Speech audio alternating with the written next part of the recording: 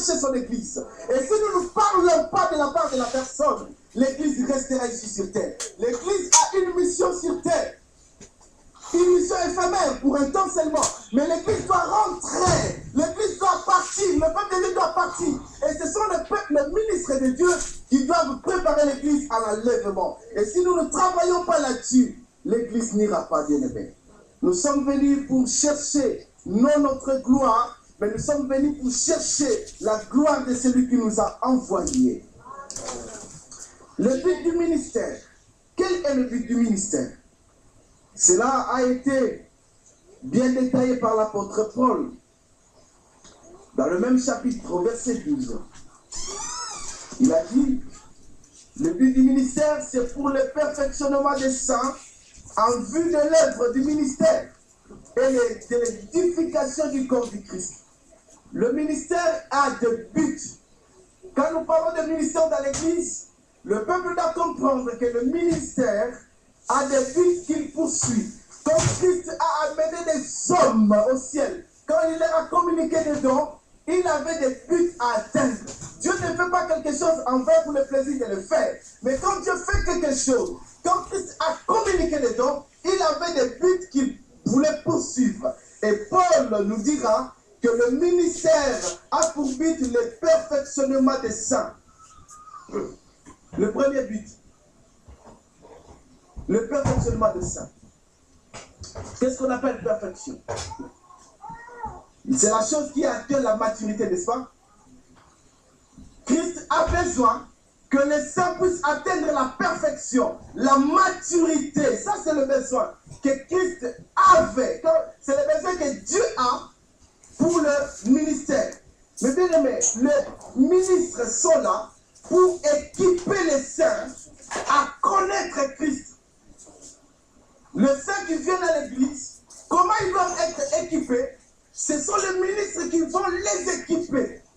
Les ministres doivent leur donner une formation. Le ministre doit leur donner la parole. Jésus, quand il est venu, il a dit, les paroles que je vous donne ne viennent pas de moi, mais ça vient de mon Père. Christ est venu nous montrer la pensée de Dieu. Alléluia. C'est ça sa mission. Mais bien aimé, les ministres aussi ont une mission, c'est celle du perfectionnement de l'Église. Ils sont là pour rendre les saints aptes à servir les dieux, pour rendre les chrétiens au niveau qu'il faut, pour que l'Église soit préparée au retour du Seigneur. J'aime Paul, il dira ceci. Il dit, dans Ephésiens chapitre 5, je vais lire pour que je ne puisse pas dire n'importe quoi, chapitre 5, verset 27, il dit ceci, afin de la sanctifier en la purifiant et en la lavant par l'eau de la parole, pour faire paraître devant lui cette église glorieuse, sans tache, ni ride, ni rien de semblable, mais sainte et irréprochable.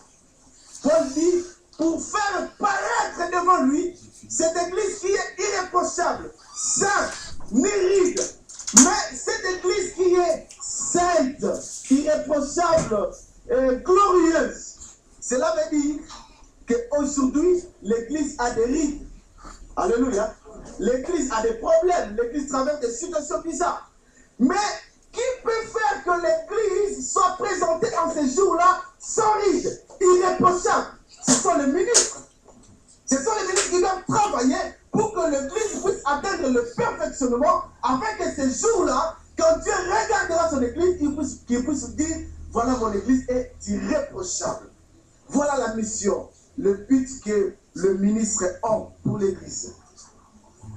Voilà pourquoi, quand un ministre prêche, quand tu attends quelqu'un prêcher, il ne faut jamais avoir l'habitude de dire que oh, bah,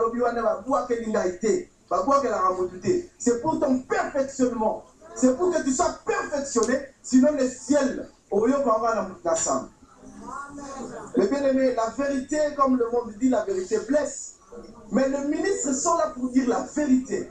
On ne peut pas camoufler la vérité. On ne peut pas faire appuyer la vérité. Mais la vérité reste la vérité. Et on doit la dire. On doit la dire. Si on ne dit pas la vérité, le peuple n'arrivera pas à la sanctification. Le peuple n'arrivera pas au perfectionnement. Voilà, il nous vous êtes obligé de vous dire la vérité. Le ministre ne sommes pas là pour passer là et dire n'importe quoi, pour dire la vie des gens, non. Mais nous sommes là pour proclamer l'évangile. Et si l'évangile te touche, dis-toi que je suis là. Ne dis pas que non, tu pêches contre celui qui a envoyé cet homme-là parler pour toi. C'est pour ton perfectionnement, c'est pour que tu puisses hériter les royaumes des cieux. Ils sont appelés pour l'œuvre du ministère, le perfectionnement des saints, mais aussi l'œuvre du ministère. Actes des apôtres nous dira ceci. Pendant qu'ils gênaient et priaient, dans Actes chapitre 13, le verset 2, pendant qu'ils priaient et gênaient, le Saint-Esprit leur dira, mettez-moi à part Paul et Barnabas pour l'œuvre. D'accord? Ils ont été mis à côté par le Saint-Esprit pour l'œuvre à laquelle ils ont été appelés. Mais bien aimé, un ministre, hein, c'est quelqu'un qui est mis de côté pour l'œuvre du Seigneur. Il est mis de côté seulement pour l'œuvre. Sinon, on a le même corps. On s'habille les mêmes habits. Mais il est mis de côté pour l'œuvre de l'Éternel. Alléluia. Ça, c'est la partie qu'il a ajoutée. Jésus parla avec la femme samaritaine. Il a dit à ses disciples. Les disciples sont partis chercher à manger. À leur retour, Seigneur, as-tu mangé quelque chose? Jésus leur dira. J'ai mangé quelque chose que vous ne connaissez pas. Ma nourriture est de faire la volonté de celui qui m'a envoyé et d'accomplir parfaite. Vous comprenez? Jésus n'a pas dit et d'accomplir son œuvre, mais et d'accomplir parfaitement. Beaucoup vous l'avez dit, hein? Bon, ça le voit dans ma code. Hein? Et d'accomplir comment? Qu'est-ce que signifie parfaitement? Donc, le faire comme lui a dit de le faire. C'est pourquoi dans le ministère, il n'y a pas de compromis. Mais bien aimé, quand il y a compromis dans le ministère, vous ne ferez pas l'œuvre de Dieu parfaitement. Mais vous allez faire l'œuvre de Dieu, mais pas parfaitement parce que vous, pensez dans le ministère,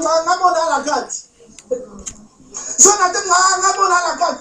Parfaitement évite l'homme de Dieu à mettre ses pieds partout. Parce que dans le ministère, il y a même des interdits. Il y a des choses que le ministre ne peut pas faire. Et si un ministre de Dieu ne connaît pas les interdits dans le ministère, il fera tout ce qu'il voudra. Que Dieu me garde dans ce que je suis en train de dire.